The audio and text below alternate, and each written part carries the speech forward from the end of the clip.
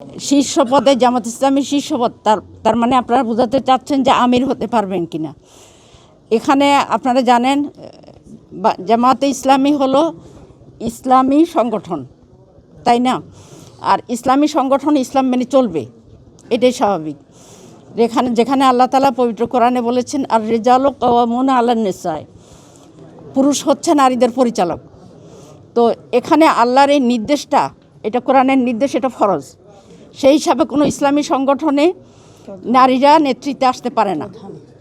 আর আমরা এটা মেনে নিয়েই আমরা ঈমান এনেছি, এটা মেনে নিয়েই আমরা চলছি। সুতরাং শীর্ষ পদে নারী আসাটা গুরুত্বপূর্ণ না, গুরুত্বপূর্ণ হলো নারীর অধিকার আদায় হচ্ছে কিনা। আপনারা দেখছেন বাংলাদেশের গত 54 বছরে 2 জন নারী প্রধানমন্ত্রী দীর্ঘদিন ছিলেন, কিন্তু নারীদের সমস্যার কি সমাধান হয়েছে? নারীদের প্রতি সহিংসতা কি কমেছে? নারীদের অধিকার কি আদায় হয়েছে? তাহলে শুধু নারী শীর্ষ পদে থাকলেই যে একটা কিছু হয়ে যাবে, কথা তো ঠিক না।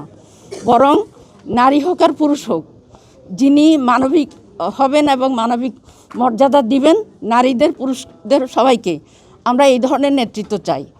এই জন্য শীর্ষ পদে আমরা আসাটা জরুরি মনে করি না।